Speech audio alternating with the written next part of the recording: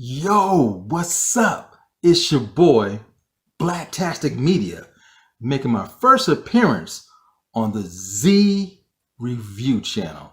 Check it out. We got a collab coming your way. Peace. And remember, stay motivated.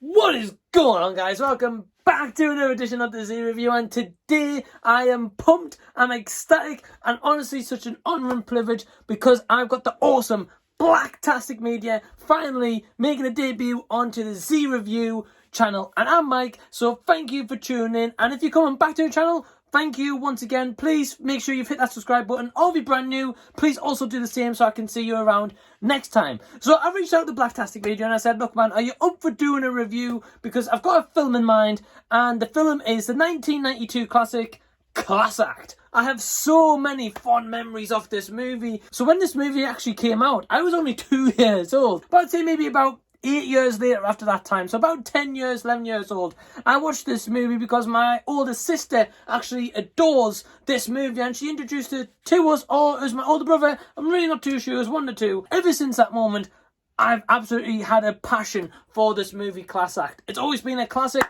I used to revisit kind of yearly, and being honest, actually for about 4 or 5 years now, I haven't actually seen this movie. So check that out. The other night was actually really refreshing, and I wanted to give you my thoughts on it. So the movie itself is directed by Randall Miller, and looking at his biography, he hasn't really done much besides this one, and I would say this is definitely his kind of standout movie. And it stars the awesome Kid and Play. So I didn't actually know a lot about these two, and especially didn't know that when I was younger watching this movie, and kind of only realised actually the other night when I watched this, I was like, okay, well, who's kind of Kid and Play? So I read up, and they've got a kind of a respectable kind of rap career. They actually were kind of in like a prime time, and I know Blacktastic is going to touch on that more very shortly. I like the fact that these two people knew each other, so they had that chemistry already going into this movie. And essentially the movie is around a valedictorian and a delinquent who essentially go to the same school, but their files get mixed up. So Kid is known to be kind of Play, and Play is known to be kind of Kid. So essentially Kid, our protagonist, who is a really smart guy with a crazy afro in my house, getting that point unless I get to the barbers very shortly. But essentially, he is very clever. He's not going to get like the biggest kind of grade point average he can get so he can get into the best school, but he's failing physical education, PE. So when his file gets swapped with Play, who is played by Blade Brown, when their files swap, he's essentially got to do Play's bidding, essentially making sure the grades are up to top-notch level so Play can help Kid with his physical education exam. Otherwise, both of them are going to fail this school. Think that for majority of this film, the premise of this actually works pretty good. I like the chemistry again between the two leads, and I like the fact that this movie is essentially playing on a lot of messages in terms of bullying, in terms of like actually not judging a book by its cover, and the friendship, because again, Kid is an actual nerd. He doesn't know much about the ladies, he doesn't really have much look at them. He's kind of got this expectation set by his parents of being like, right, you're a very smart kid and you're going to get the best grades because you're going to go to the best school. Whereas Blade Brown is kind of like a troublemaker as such, or he's maybe messed with the wrong people and he's put in prison, but he actually gets put on bail. When he makes bail, he's then going to go to this school and he's got to get to certain grades, otherwise he's going to fail and he may end up going back to prison or to jail, which he obviously doesn't want. So for most parts of this, I actually love this movie, and I think the soundtrack on this is amazing. I just love the hip-hop vibe, and I felt like the soundtrack as well really fit in with this movie, especially with like some of the theme songs that played for when, like, for example, the hot girl shows up, or Karen Parsons, who is fantastic as Allan, by the way, or you may know her from Hillary from Fresh Prince. So before I carry on with the rest of my thoughts, because I've got a lot more to say about this, let's hear from the awesome Blacktastic Media and his thoughts on the 1992 movie Class Act.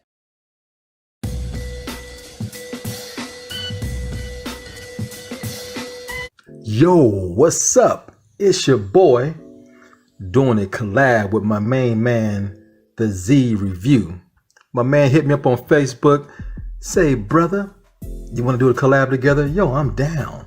What you got in mind? He goes, man, Class Act, one of my favorite movies of all time. I'm like, brother, that was a good pick because I love this movie too. Yeah, man, back in 1992, Kid and Play was fresh off of, doing House Party and House Party 2. So they took a little detour, did something a little different, a high school comedy movie. No, yeah, it's just like them House Party movies. But it was rated PG. They cut back on the F-bombs and the gratuitous humor. And this was a clever movie, and it had an all-star cast. First you had Christopher and Christopher. Yeah, Kid and Play, both of them, first name is Christopher, and they're best friends. What are the chances of that? They met back years ago. They used to work at Sears along with Salt and Pepper, man. All these rap groups were working at Sears, and here they are nowadays, grew up to be famous rap stars making movies. And Kid and Play was at the peak of their career at this time. Dope albums, funny movies. And this movie had an all-star cast. You had Tommy from Martin. You had the fine chick from Boys in the Hood. You had Stacey Dash was in this movie. God damn, she fine. You had the girl Hillary from The Fresh Prince of Bel-Air. And you had a couple of comedy legends that was in this movie that helped round out the movie. But this was a situation where Kid was basically a nerd, the straight guy. Nice, clean, wholesome parents, Ivy League. In order to go to college, you had to do certain things to finish up high school.